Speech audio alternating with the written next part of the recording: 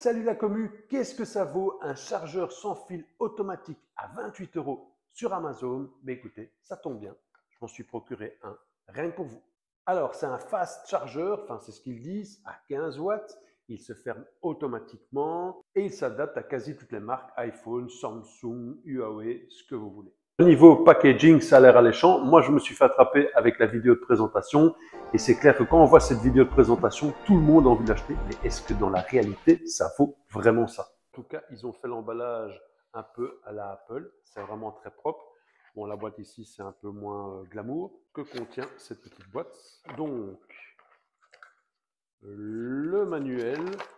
Ah ouais, pas mal. Le chargeur. Et franchement, ça donne envie et ça a l'air vraiment, je ne sais pas si vous voyez ici, ça a l'air de bonne qualité quand même. Ça fait un peu plus cheap, c'est la protection en plastique. Ça ne veut rien dire sur la qualité. On a un câble de rechargement en USB-C qui est livré avec. Le petit adaptateur, puisque c'est un chargeur qui se met dans la ventilation de la voiture. Moi, ce n'est pas le chargeur que je préfère parce que ça fait chauffer les téléphones. On va voir si ça fait le jeu, si ça ne chauffe pas trop. Et ça, c'est la bague de fermeture. Au niveau prémontage, ben, ça n'a pas l'air très compliqué. On met juste la bague comme ceci. En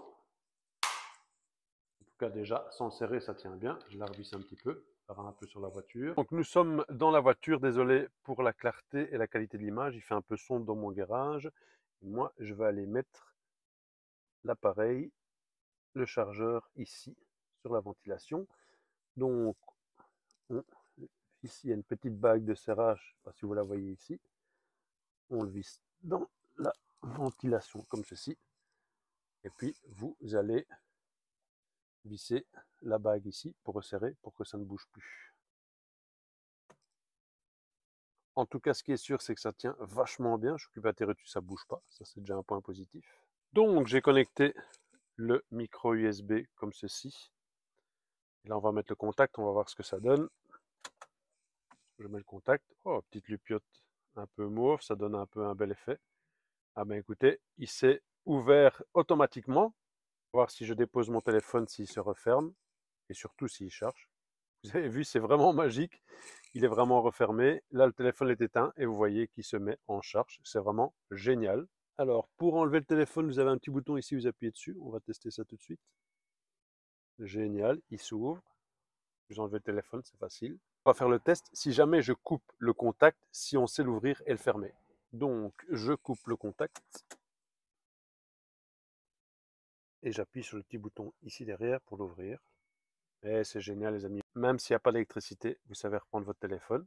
Et sans électricité, vous pouvez également refermer comme ceci.